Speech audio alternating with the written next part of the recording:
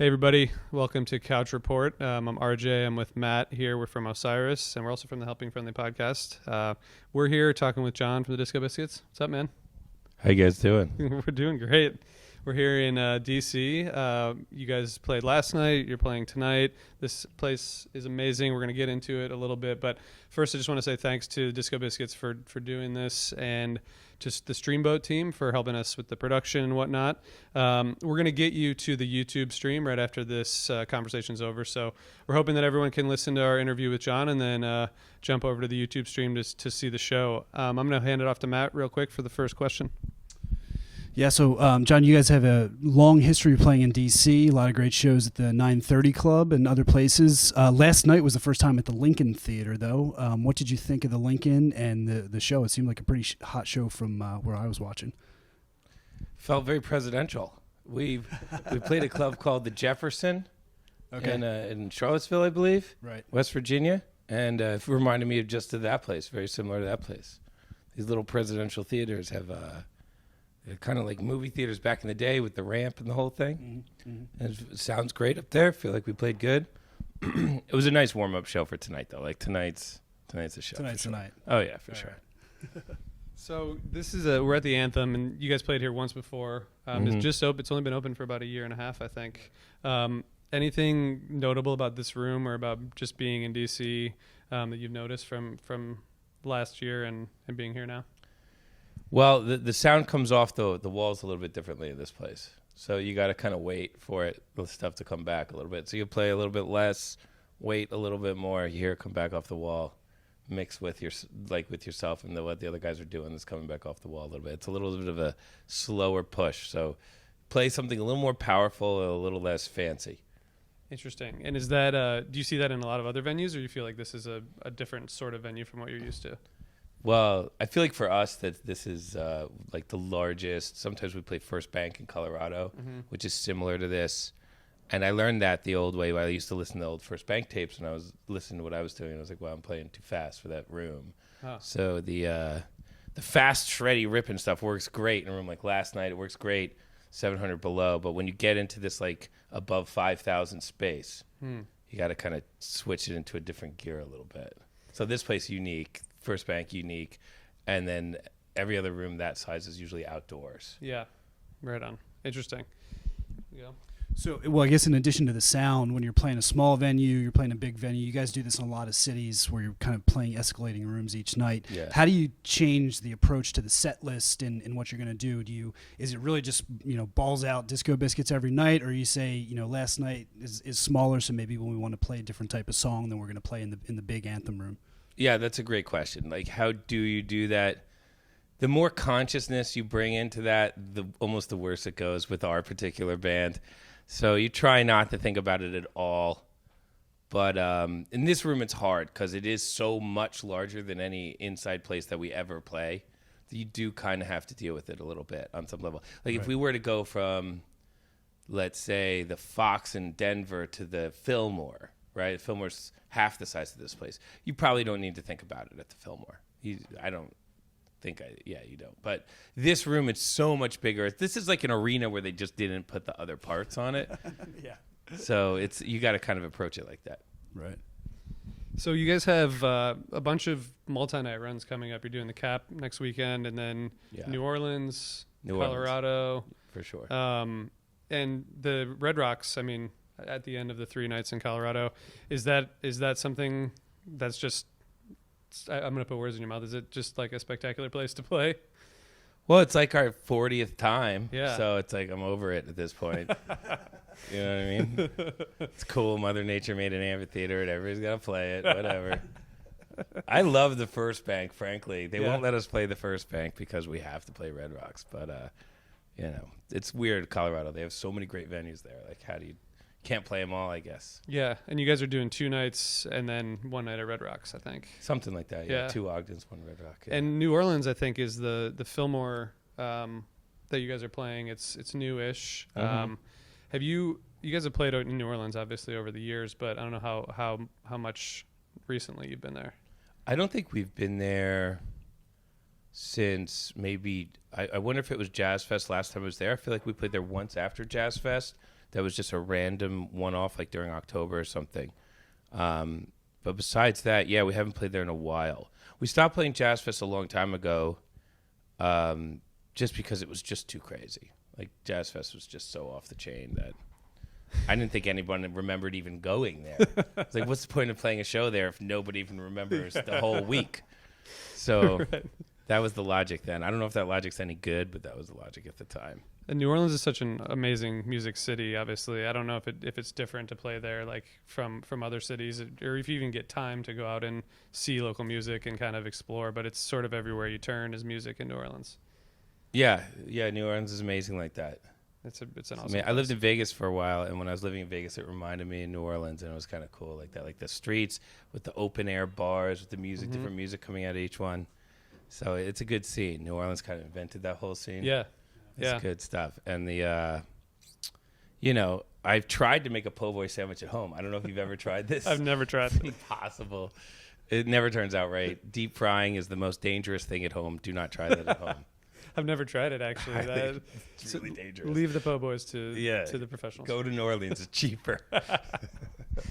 So why don't we talk about the music a little bit? Our friends on the Osiris Network, Rob and Seth, have a podcast. They just talked to Jake from Humphreys, and one of the things they were kind of diving Rob into. bought my guitar.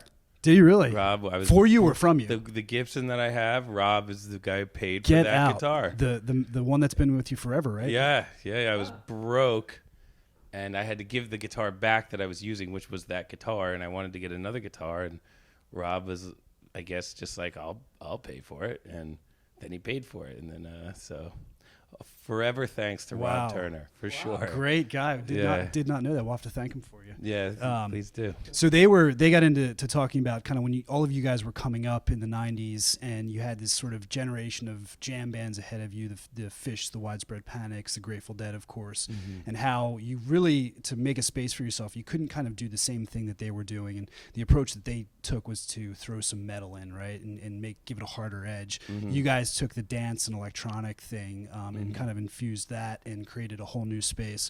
What are you seeing from kind of the new crop of bands coming up and the way that they're fitting in now that you guys are sort of the elder statesmen of the jam band scene? Well, ironically, we're not really the elder statesmen yet.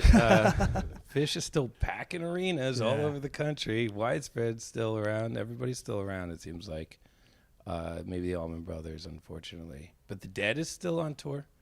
It's amazing. You know, the reason that we did dance music was we used to rehearse in a house in Philadelphia, and all the guys in that house were foreigners, and all they listened to was techno. And we used to play in the basement, and it was techno all the time. And we'd come and we'd practice our jam band, and they'd come downstairs and be like, "Why are you doing that? Why don't you listen to this?" And they'd play us some techno music. So, you know, and obviously we have Aaron in the band, and he's capable of doing anything on the keyboards that is doable. So to have somebody with his level of talent and to have a bunch of people around us saying, "Why don't you guys do this all the time?" It was like it was a natural fit for us. Honestly, like, there's so much music being made nowadays. I don't really know if there's like a characteristic about the young generation of jam bands, besides the fact that whenever I go see one of them, I'm pretty happy for them and I'm pretty psyched. And I like the guys a lot. So I feel like the scene is developing in a good way right now. Yeah. Do you have any wisdom that you've been able to sort of impart to those bands, you know, lessons learned from the road or anything like that? I mean, that's a really deep question. I made a lot of mistakes. I could help them avoid some of those. But, you know, everybody's got a... Art is like the you know, especially rock and roll art is the job for the person who doesn't really, you know, wants to kind of tear down the system and do it their own way. You know what I mean? So giving advice to an artist especially a rock musician, is usually a waste of everyone's time. Especially, I remember when I was a kid, it wasn't going to help at all. So, you know, they'll figure it out. Yeah. So you guys are 20 plus years into playing together, and you guys still play shows, select runs, that sort of thing. What's what keeps you going in terms of the Disco Biscuits? Are there things that you kind of, when you get on stage, you're like, oh yeah, this is why I come back here? Well, I mean, recently we've been our drummer has been throwing in all these new dance beats recently, just stuff that he's been doing on his own, a little bit of a swing, and he's been pulling out kick drums in some cool spots and just doing all these little subtle things that make it really, really fun to play funk, dancey music on top of what he's doing. Yeah. And so, I don't know, that's really been fun for me. Just to hear, like, Mark and Alan, like, gelling and vibing on a level that's kind of, they're just bringing that to stage every night. I don't even know what they're going to bring the next night. And then they come in the next night, and it's like a new kind of funk that's really great. That, to me, is really exciting. So the fact that that stuff is happening after however many years, there's still new, interesting stuff going on. That keeps it fresh, for sure. Yeah, that's cool. That's great that it continues to evolve. Because you guys are still working on so many of the songs that you wrote 20 years ago or more, right? Yeah, that's crazy. I don't know. We just played a 20-year anniversary of a rock opera that I wrote when we just got out of college. I was writing it kind of the later end of college, and then I finished it when we got out. And it was great. We played it. It's on YouTube. Everybody can watch it. It was New Year's this year. And it transferred 20 years later pretty well. I was pretty psyched about it. Yeah, how did that turn out? Was it nerve-wracking to do, like, prepping for that, or was it just like going out and playing a different show? So this year I did these acoustic shows. Yep. 2018, actually, last year. And I did them because I was not really a full-time musician for the years leading up to 2018. So I was like, how do I put myself in the hardest situation if possible? And for me, acoustic shows very hard. So I put myself in that situation, but it taught me, again, how to practice and how to prepare, because I could practice constantly for the acoustic show, and it wouldn't be enough. Mm-hmm. So I had to figure out how to really efficiently practice, because, I can't, like, cut into my social schedule. So so I figured out how to efficiently practice really well in 2018, and so practicing for the hot air balloon, I was able to do, as really well. I feel like because of that, and everybody in the band kind of did their own part, that we played it really well. It's one of the best ones. There's a couple in history. Some of them are strange. There's one where we play, like, it's all dyslexic. That's the word for it, right? The fans use the word dyslexic. Yep. So there's, I don't know what the point of that was. Well, it's keeping fans on their toes too, right? And keeping them entertained. So sure. There you go. Sure. It's a little working a little too hard for that, but yeah. You guys, Camp Bisco 2019 just got announced. I think it's been going on since 2011 or so, maybe even before that. Camp Bisco. Yeah. First one was in 1999. It was the first one. And has it gone every year since 1999? We've taken 2 years off. Okay.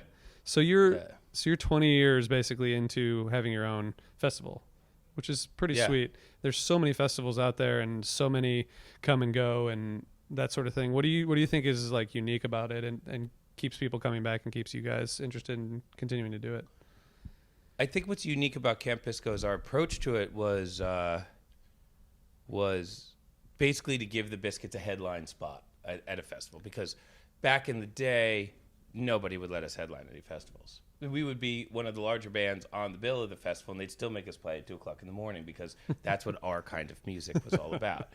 And so we would just, we were getting a little miffed after a while, so we started doing our own festival. And then, but we wanted to bring together, like, what we were musically, so we brought together a bunch of rave acts in, because the rave acts, they couldn't throw a rave without the police showing up. Mm-hmm. So we would give them, like, a nice place to do a rave.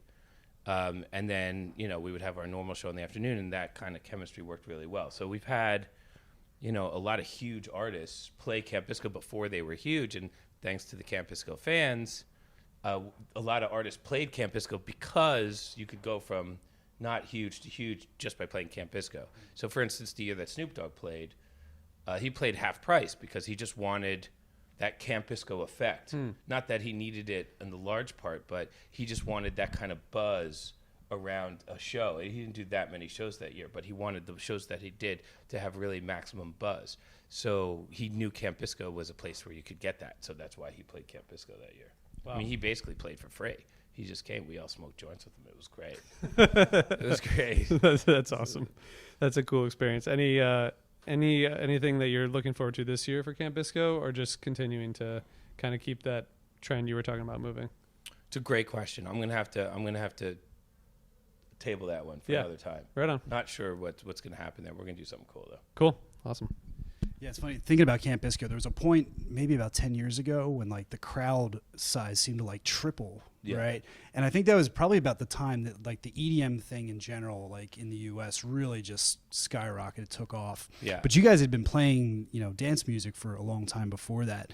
When you started to see that happen in the general, U.S. public, did that cause you to shift at all in terms of like, your approach, like lean into the dance thing more, or back off because everybody was doing it? Well, I mean, we had conversations about leaning into it a little bit, but it never really happened musically. I feel like to change the Biscuits and what they are musically is a very difficult thing to do. I feel like it's just, you're kind of asking for it if you do that. So the fans that come to all the shows, they really like what it is. And everybody who knows about what we do, like, there's a certain peak that the Biscuits get to that, there's only a couple other bands in the world that can peak out the way that we do. And that's partially because there are only a couple jam bands in the world, but also because when we do it a way that people think gets to a certain height. So you start meddling with that formula, and people, get upset at you or whatever. So, it was cool to watch, like, the years that the Camp Bisco was really huge. The Biscuits were probably their biggest ever in those years. Yeah. We had a bunch of like great bookings in those years. Like we booked Skrillex before anybody ever heard of him. But Right. by the time he walked on stage at Camp Bisco, he's the biggest DJ in the world. So that was a really interesting thing to watch from our perspective, because we booked him because we loved the music. We didn't think that anybody could get that famous that fast. Yeah. It was a uniquely an interesting situation. Yeah, I think there's a lot of people probably knew Bass Nectar as like the dude who opened for the Disco Biscuits for a really long time, Forever, and then all of yeah. a sudden just kind of blew up, and he's his own thing now. Yeah, he gradually got bigger over the years. Ironic, it seems like a blow up, but from our perspective, he was just a bigger. Like we've done shows, we did Starscape with him back in the day. We did a bunch of Camp Biscos with him. He was just gradually getting bigger every year. Just like, I don't think nobody I've ever seen, I've never seen an overnight sensation be as gradual as Bass Nectar was. But I mean, in his, like, kudos to Lauren, man. He's just like every year he just keeps getting bigger and better, and the show is more spectacular. And yeah, we're psyched about he's a big part of Camp Bisco. Do you are you a dance music fan, or have you become more of one over the years, or is it in a rotation with lots of other music you listen to? Yeah. I listen to a lot of soul music, lots of soul music, old soul music. I listen to a lot of hip hop now. I listen to a lot of straight dance music, like clubby stuff, like Ibiza type of stuff. But like in today's world, what's your excuse if you're not listening to 90 different kinds of music? Right. Back in the day, I used to go to the classical record store, and then the jazz record store, and then the hip record store to buy all this stuff. Nowadays, you have no excuse if you don't listen to 80 different kinds of music. Yep, that's totally fair. So last question, we're going to get people to the YouTube stream after this. What's your take on the streaming thing? I know you guys feel pretty strongly about doing streams and doing free streams and letting people watch the shows if they want to watch the shows. There's a lot of obviously innovation in the space, but also a lot of people are monetizing it in different ways. What's like the motivation to doing it free, and why do you think that's important? Well, when I was a kid, I used to listen to the Dead. I used to clean the paint off of houses and wooden decks and stuff like that with a scrub brush and these chemicals and these big rubber gloves on. And I used to do that from 5 a.m. to like noon. It was the worst job ever. And I used to have all these Hendrix tapes and Grateful Dead bootlegs and mixing a little Howard Stern. And that was my like life for a while. And I used to get all the, I couldn't get any of the Hendrix stuff. He had all these live shows, but you couldn't get them. They were all behind some paywall somewhere or another. And I'm scrubbing decks, so clearly I have no money at all, right? So I would get these Grateful Dead bootlegs for free. I would just go buy tapes, and I would give them to this guy, and he would basically put all these Dead shows on them for free and just give them to me. So, I think we're leaving a lot of money on the table with the YouTube thing, personally. There's a lot of people telling us that we're leaving a lot of money on the table. But I do like the idea of people at home. They don't have to worry about it. They just throw it on. They can watch 5 minutes. They can watch the whole show. I think Jerry would want it that way. So, some decisions you just got to go with the flow of the seed. You know what I mean? Go with the ethos. I think saying Jerry would appreciate it is a good enough Their reason. stuff You is know? all free. Yeah. You know, he was backstage being like, "What are we giving away all these shows for free for?" You know. Yeah. And somebody was like, "But Jerry, that's why everybody loves you." And he's like, "Oh, I don't want to do this anymore." And they're like, "But Jerry," you know, I don't know. Obviously, the Grateful Dead was a totally different size of ecosystem from what we're doing. So for us, it's just a nice way to give back to the fans. Like the fans have supported us through thick and thin, a huge amount of breakups, like all these different problems as a band. Like most bands are more well-oiled than we are. I just feel like the YouTube is just a nice way to give back to people who supported us, you know. Awesome. Yeah, it's really cool. I'm really glad you guys do it. And people watching out there, you can go over to YouTube to check out the show. There should be a link in the notes. John, thanks so much for sitting down with us here in DC at this beautiful venue, and have an awesome show. Yeah, and that's how I know you. I've listened to your podcast. There you go. That's how I know you. I've never met you or seen you before, but yeah. Okay. Very cool. Well, thanks for doing it, man. We appreciate it. Thank you guys. Thanks, Matt. Thanks. Right on.